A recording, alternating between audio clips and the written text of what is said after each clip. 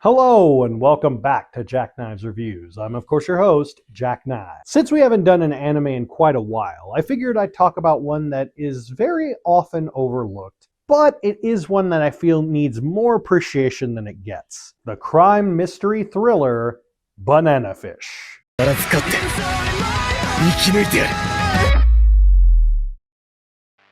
In 1980s New York, a street gang leader named Ash Lynx is shocked to find two of his gang members killing people without warning. This sets him and a Japanese college student named Eiji Okumura into a tangled web of murders, suicides, cover-ups, and powerful criminals, all centered around two mysterious words: banana fish.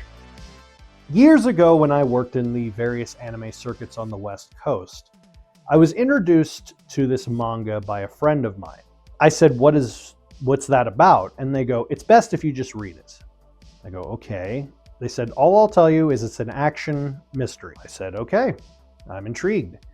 I had at that point already read a few mystery manga, and some of them were good, some of them were kind of hit and miss. But when I started reading Banana Fish, I felt this kind of difference, this kind of feeling of, it approached it in a way that I hadn't really experienced at that time. Now, at this point, I have experienced much better mystery thrillers, namely ones by Naoki Urasawa, but Banana Fish still stood out in my mind. Then in 2018, they made an anime of the series, and I never, unfortunately, got around to watching it. I had gotten invested into various things, pandemic happened, a lot of stuff came down the pipeline. But then something very interesting happened. I was scrolling through my Instagram and there was a thing talking about Banana Fish and the controversy of banana. Controversy? I mean, maybe there's some homoerotic undertones that I could see people getting irritated by, or at least bigoted people. I'm like, controversy? What controversy? Then I actually watched the video. You see, when it was picked up by Amazon Prime to be dubbed into English, I was intrigued. But then they made the foolish decision to have it dubbed using AI technology. And I can say this with 100% certainty. Never watch it in English dub. The AI is so god-awful. It is better hearing those AI chat voices reading Reddit than it is watching that. I watched 5 minutes and I couldn't. But I went, you know what? I'm already here. Why don't I just watch the series in Japanese with the subtitles? Stalling long enough, why not give it a go? And I did. I can honestly say it was better than I remembered the manga being.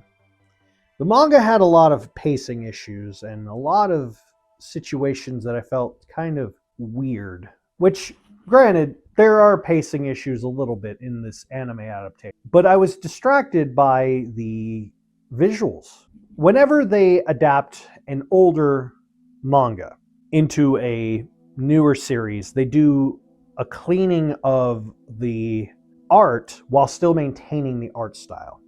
They did this most recently with Ranma 1/2 when they remade it, and it looks beautiful.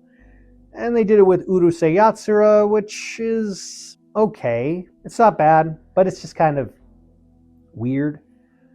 But with Banana Fish, because it had never been adapted, it still kept that clean polish, but also that kind of grungy feeling of the manga, which I kind of liked.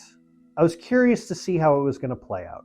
I don't quite remember as much of the yaoi aspects of it, but for what it was, I'm like, I was just hooked A to Z. I was really enthralled in it, and I just loved it. I loved the story of Ash and Eiji, their chemistry, and not just them trusting one another, but this kind of feeling of, well, they're two different worlds. One is more paint by numbers, by the book, and one is just of the streets, but he's like, I am who I am. He gets taken advantage of in certain situations, but he's also understandable of sometimes you have to deal with that. But the big overlaying mystery of what is Banana Fish and what is the main goal of Banana Fish, what is the mystery behind it, And it's done in a way that makes the mystery more intriguing, because it slowly turns from what is it to how is this going to affect everyone to who's behind this to multiple facets of different things, which that's what a mystery thriller needs to do. It needs to elevate the mysteries, centered with one to get your attention and starting an iceberg of mysteries. And I think Banana Fish does it very well. It feels like a good starter mystery anime.